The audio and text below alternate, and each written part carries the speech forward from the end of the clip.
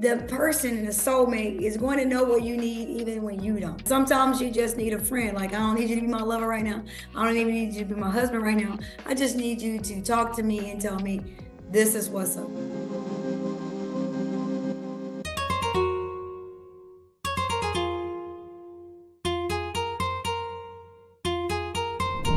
Welcome back to another episode of the Purpose and Powerful Podcast. I'm your host, Erica Lester, along with my co-host, The Real Jabril.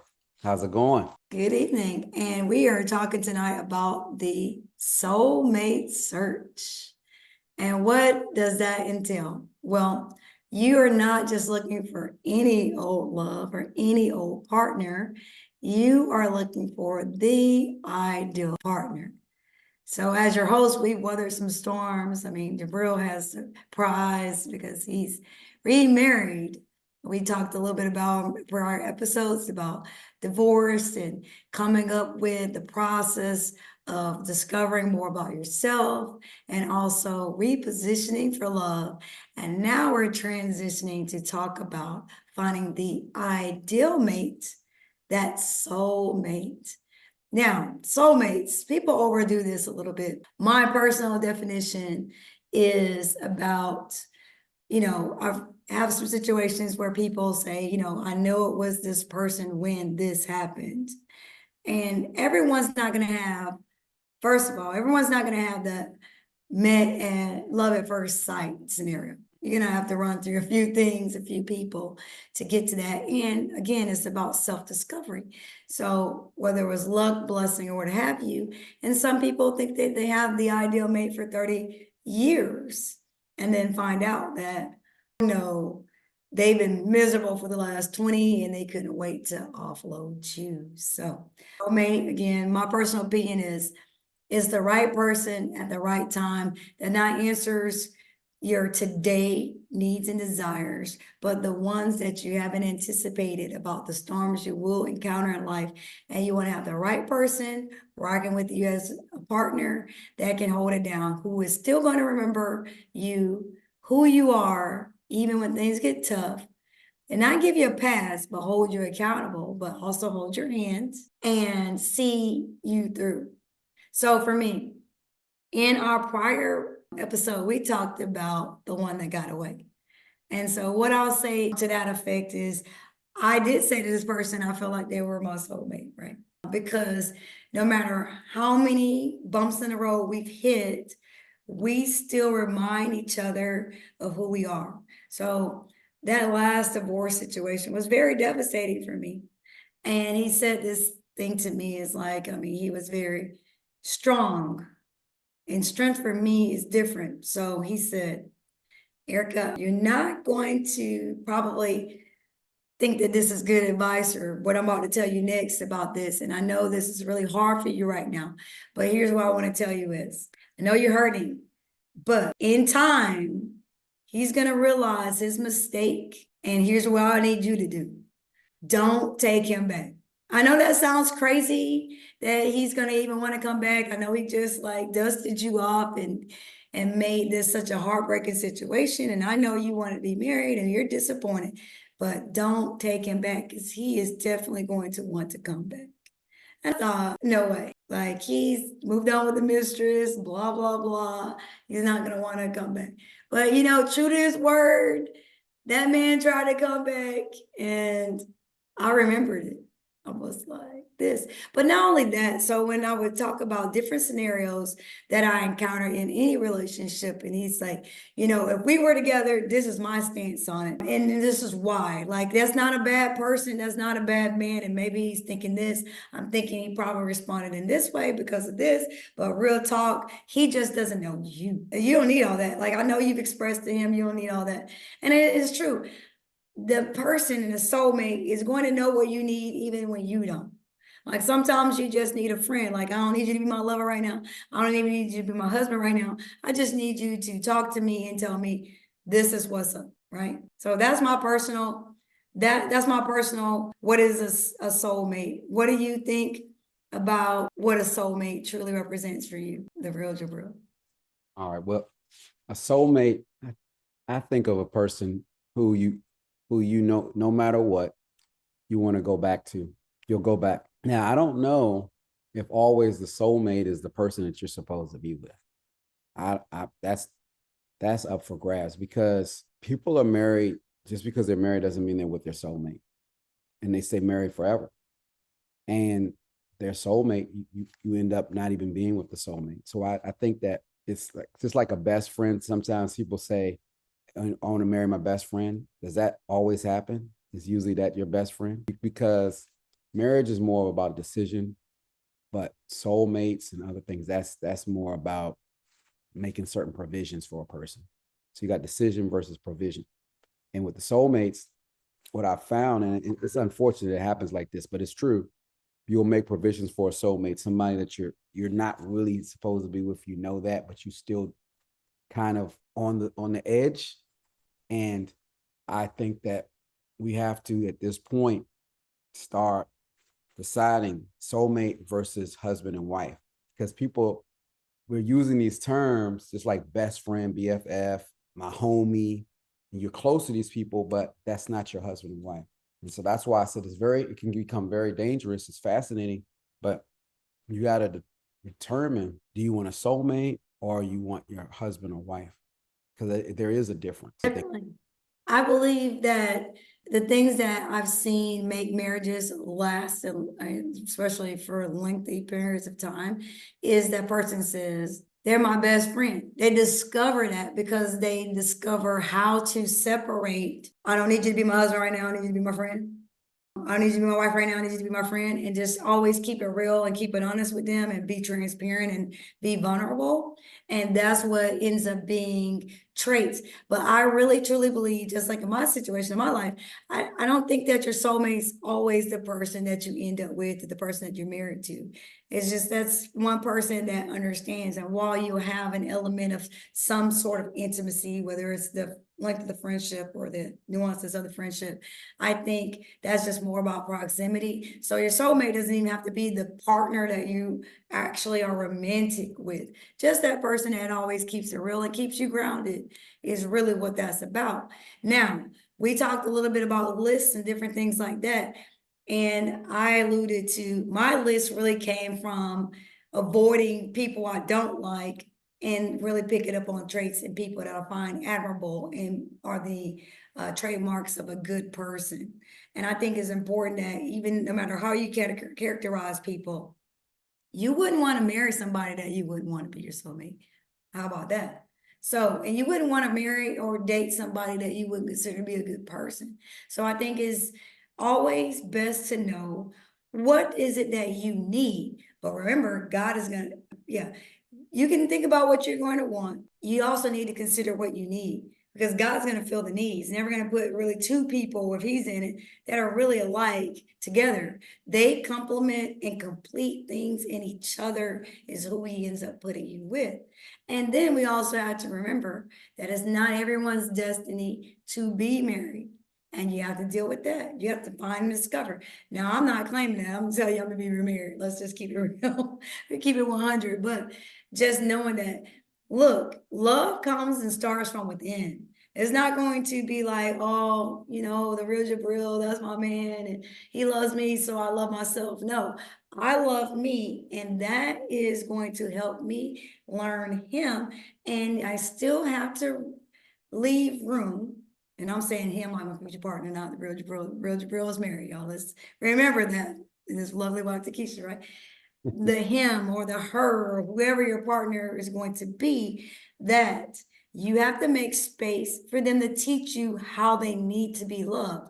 It's like if I say my favorite car is a Maserati, which it's not, but just as an example, and you go get me a Toyota Camry, you missed my love all the way. Now, maybe a Toyota is all you could afford, and that's okay. Hey, babe, it's like, I thought about you, so about your car, but don't try to sell that bag of goods to me like this is the car for you. This is the one you really want. So it's about leaving room, time, and space for the person to come in and prove to you or evolve into that soulmate. Mm. It's all about communication. And that's when you'll know. And you won't even know right then. But I've had years in history of time to say, this is a trait or personality that works for me in a relationship, or that person really pushes me. Okay, one thing about it that I learned about along the way that I didn't even know, the best partners for me are the people that'll hold me accountable to the things that I said I would do, the actions that I said I would take, and the person I said I will become. And when they remind me of that, and they're like, well, you said, or you said you want to do that, or you told me you was going to do that, because it's the type of person of accountability that I expect from someone else too. You got to give people what you expect from them. You have to be willing to give it to them also. Can't just be, there are no double standards in true love. So don't sign someone up for someone to be willing to do something you yourself are not. And we can go so many places with that. Look, boy meets girl or whatever, or however relationship makeup is not the end all be all. You have to consistently adjust to what does the bedroom life look like? We're real on this show, right? What does our communication look like? And intimacy starts outside the bedroom. Like you have to get into the nuances of what is a true relationship and look at every area. And we think we lose people. Like the Real Jabril has been very open and transparent about what men truly look for, what they truly desire, what they truly want. And while you're thinking you're great because you can cook, clean, and whatever, there are other areas you need to think about and consider and ask him too. One thing that I came away with, I was having a conversation with some people last week, is I needed to come up with that one true question that hit 4 or 5 areas for me. Because, evaluating someone where they are spiritually, what are their true moral grounding beliefs? Is this question: what have you been praying for to God about that you need or want in a wife? Wow, that's going to tell me if the man is even thinking about marriage, if he's thinking of marriages in the cards, if he wants to be married, does he have a spiritual relationship? What is his prayer life? One question to do that. And I can ask that question on the second or third date. We don't have to go and be dating and marrying people or linked up with people for 5 years, hoping to be that wife. We don't need to be that. You don't need to do that. Don't invest time. Sit with yourself. Figure out what are the things that you want. What are the things that you need. Form questions so that you can ask that ideal person if they meet where you're going. And don't think you're going to change their mind. Don't think they said they don't want children, I can convince them. No, they probably really don't want any kids. And you have to be okay with it. You have to be comfortable. What do you think about it? I mean, I agree. I believe that you have to think about the person and wondering and asking you, because I'm wondering, do you think it's a fate when you get your soulmate, or do you think it's by chance? I mean, how do you, when you look at the soulmate, how would you feel it in finding that right partner? Do you think that that's something that just, I mean, from your experience? My experience, I think you meet by chance, but as we learned, as the Real Jabril taught us on the last show, if you're willing to let ego skip out of the way, you know what? You could possibly have an opportunity that you didn't know anything about. And it's also too, it's like maybe it doesn't have the packaging that you wanted. Maybe it doesn't have enough zeros in the salary. But guess what? You should be character first and then check off the boxes of does he have this later? Like really endeavor to get to know somebody. Like Jabril said, what's your favorite color? What do you like to do? What do you think about doing? What's your next 5 to 10? Like those may seem cliched statements or questions, but this is real life. This is not a game. And the moment you get past 30, it's super serious. You don't want to be spending the next 10, 20 years of your life with this person that you thought you were going to marry and you find out it's never gone further, yet you're not together. And the first person he links up with, they're married in 6 months. It's true. It's real. It happens. So don't get caught up. Like I said, don't get caught up in your ego because you can miss out on a great person. I'm just blessed and positioned enough to say that the person's still part of my life, right? But that is rare. That normally doesn't happen. They're out, relationship is done, and you didn't have anything. But you know what? I can tell you this. We endeavored to build a friendship first. That's why we're still connected. And I agree. Go in and you're like, I just came in to meet this person, to date this person, and it's all romance. You don't have that person in your life and you don't have a friendship either. So that's why it's over when it's over. But if you become friends first, you're gonna have longevity. Yes, that's gonna take time. Yeah, you want to boo right now, but hold on. This is your life. This is real life. So you coming in gung ho, all hot and blazing, because you want somebody laying next to you, but you're gonna be missing out on the long-term goal, trying to be quick. So waiting is worth it. Waiting is worth it. Waiting is worth it. And you know what? You need to determine what that wait length of period looks like for you. And sometimes you do have to like hold on and hang in there because could be a few situations.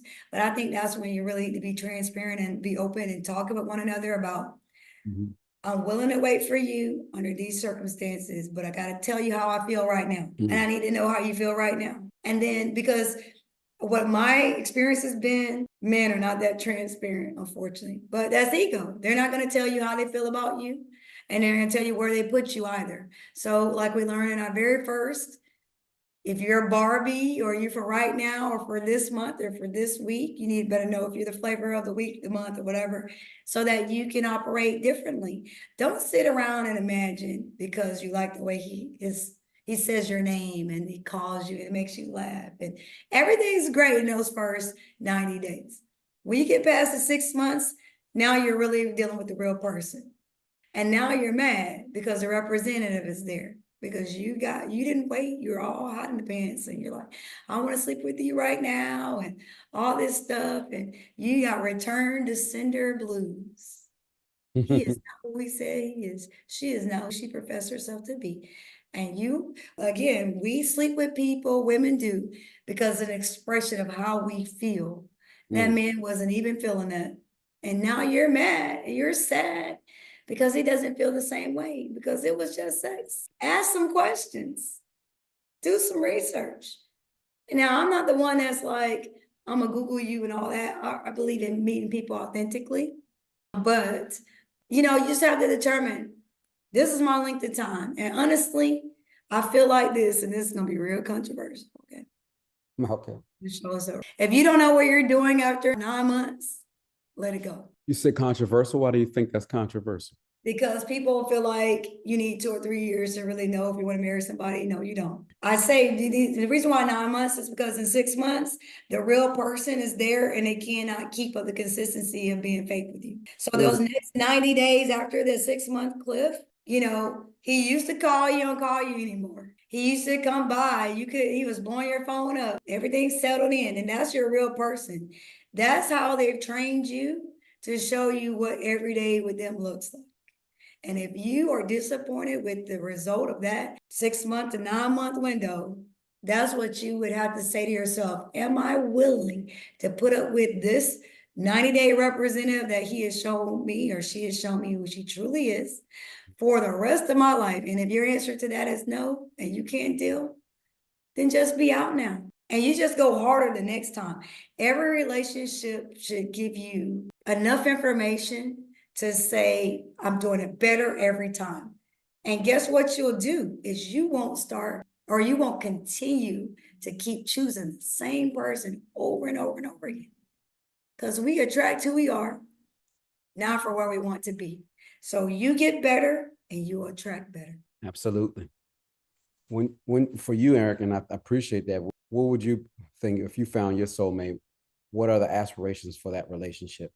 And how do you envision growing together? If you were just to, because I know you think that you said you have your soulmate, but again, that's an unavailable soul. So unavailable, yeah. What would you, for your new soulmate, or is it safe to say your husband? Because that's new husband. We're gonna say new husband. So if you have somebody in your life or had persons, that's why you should be collecting like traits that you love, right? So if I had to label my current soulmate, one that got away person, the number two things that I think are so great about this person that I have to have, required to have these two traits in any future relationship, whether with a marriage, the person I married has to know who you are, who I am. Like, they've studied me, they've observed me, they have assessed me, and they know who I am, like how I tick. And the support, right? Because if you know who I am, you know how to support me. Me as a person, for all those potential think they want to be my man, guys out there. I require love because love is worth it, right? Right. But if you're the type of man who you think paying a bill for me, blowing up my phone all the time, me seeing your face every day is the thing that, and I need some D in my life, let's just keep it on 100 on that. If that's what you said, she just needs that, you're wrong. I don't need that. I want that. If you give me the love that I'm asking for, the love that I need, because all I need from you is love, right? I don't need things you can do. I just need you. I need your vulnerability. I need your openness. I need your transparency. And I need your honesty. And you give me those traits, guess what? You're gonna pay all the bills. You're gonna show up all the time. I'm gonna see your face. You're gonna give me quality time. You're gonna give me support. You're gonna give me all that because you gave me the things that were harder to get to, which is getting to you, getting to know you, right? And guess what you're gonna get? You're gonna get the cooking, you're gonna get the cleaning, you're gonna get all the bedroom life, you get all that stuff. But if you just come in and say, because that's the girls you're used to, that because you bought purses, bags, you bought cars and shoes and clothes and all that, that is the thing to get at me, you're gonna miss me completely. Sounds like you're talking to somebody. You drop the mic and drop the message. This is a lot. You can get those other women with that though. There's plenty out there. Women need help. I don't need your help. I want your help. But I just want your help to help me become a better woman, grow with me, transition with me, go through life with me, do life with me, and experience me, and allow me to experience you. And we'll get all the things that everybody else is getting anyway. So I have a concluding question that just hit me straight off, not on the script or anything. Is there a woman that you see out public or even private that you could even mention that you see that woman as someone who has an ideal soulmate or marriage that you would like to model off of? Anybody you think of? There isn't a woman that has an ideal marriage that I would have because I would create that with the person I'm supposed to be with. But Right. there are several women in my life that have traits of a marriage that being around them, experiencing their marriage has helped me to become that better future wife.